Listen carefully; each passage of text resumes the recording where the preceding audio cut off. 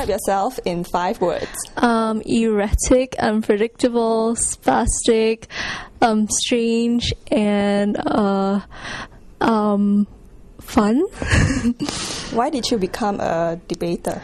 Oh, well, I wanted to join cheerleading, but I can't do splits, so yeah, debating was the booth next to it. Is the stereotype that debaters are boring people who have no life true? Oh, that is not true at all. I mean, debaters are honestly some of the insanest people you meet, and, well, no life. There's a debate life too. I guess it creates its own sphere. What's one thing about yourself that most people don't know?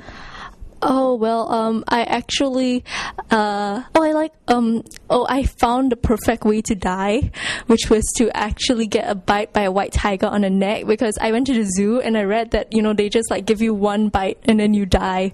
It's kind of romantic, I suppose. Describe yourself in 1 sentence. Basically, well, people think that I have quite interesting tastes or quite unique tastes in music and fashion and all that. I guess I'm quite normal and kind of like everyone else. Yeah, I love to slack and read and whatnot. Yeah.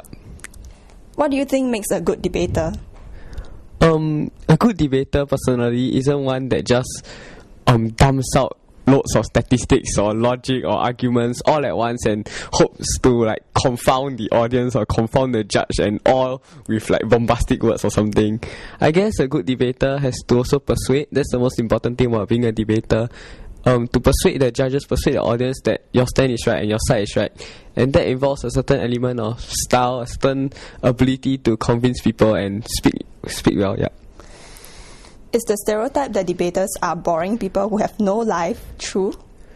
Not really. I personally know a lot of debaters who have a life, who do indeed have a life, so-called. And the really good debaters, those really good ones, as I mentioned earlier, they know how to persuade the audience, convince the audience, and this makes them a very interesting speaker, and not the kind of boring stereotype that people generally think about. Yeah. Welcome back to Point Blank, and joining me here is Glendon, Nicholas, and Amaris. As you can tell, we are down to half the crowd from yesterday because the rest think that they are not up to the task and decided to back out. Well, I'm kidding. Okay, so later on, I'm going to pass the mic over to them, and they are going around to talk to their peers about what they think about the budget. But first, do you think they can find people to talk to them? I watched it yesterday. It was coherent. Did you fall asleep? Yes. That's what I want. Your love gives. Excuse me, sir.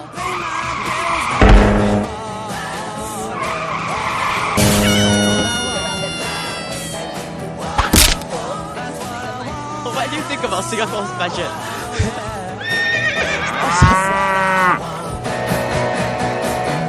Money don't get everything it's due. What it don't get, I can use. Now give me more. What do you think about Singapore's budget so far?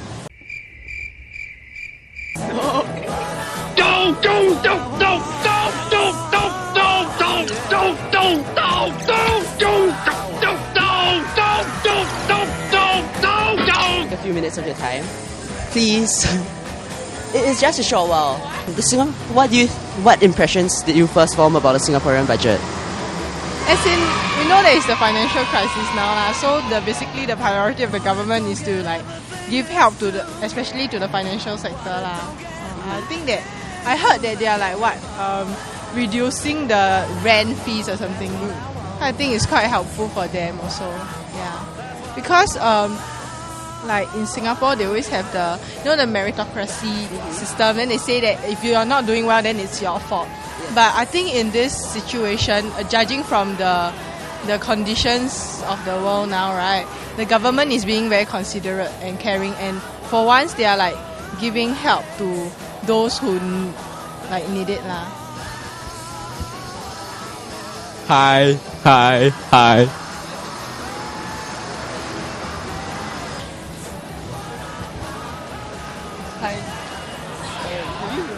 Have you watched the budget recently?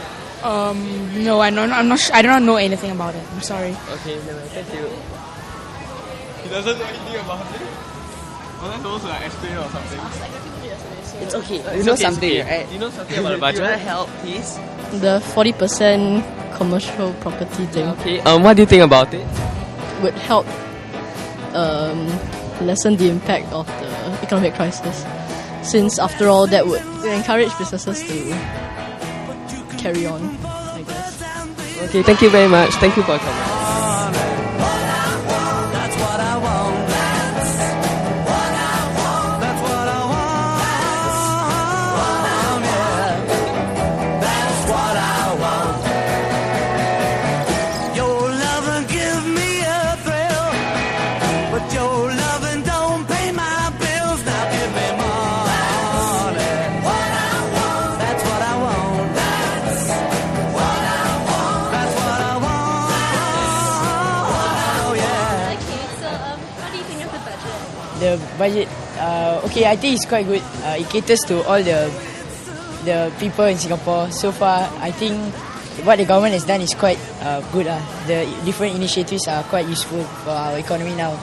As compared to, let's say, countries like America, which are focusing more on like bailing out the big corporations, do you think this is going to be effective?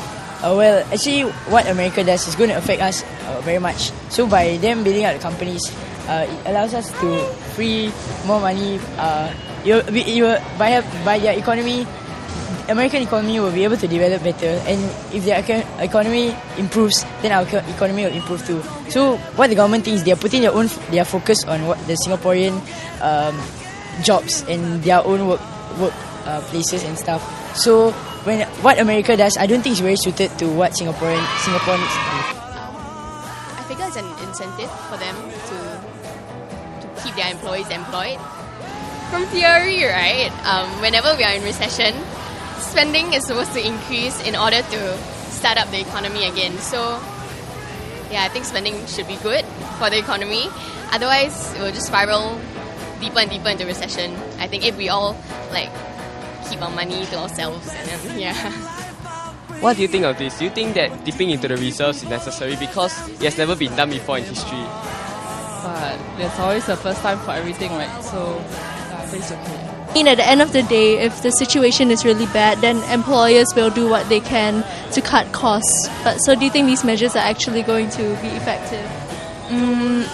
I think they should not cut. I mean, for cut costs, right? They should not. Retrench. Maybe they just cut the pay or something like that.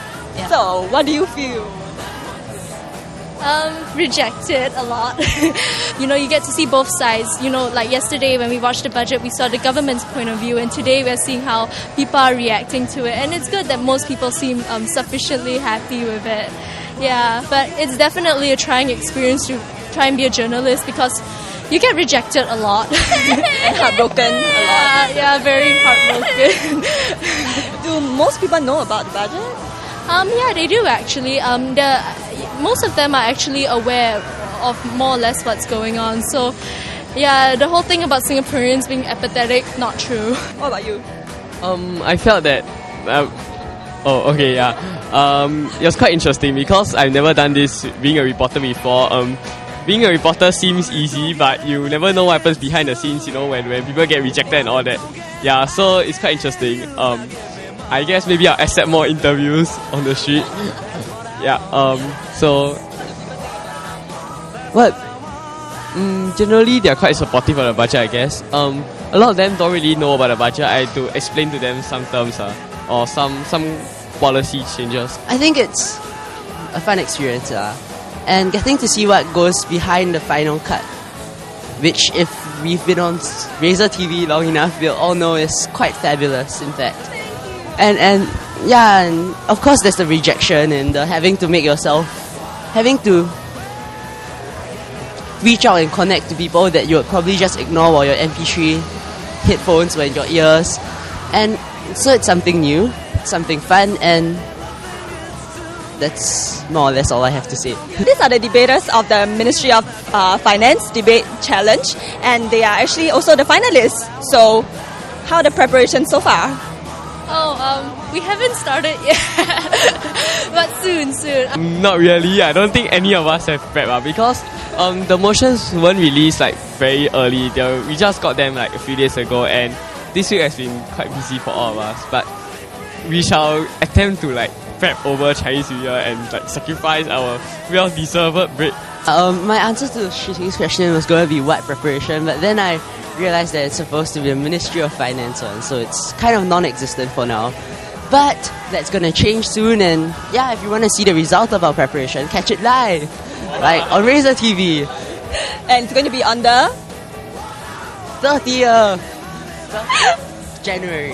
30th of January, exclusively on RazorTV. So before we go off, we're going to show you some highlights from the preliminary rounds. And bye-bye. Say bye.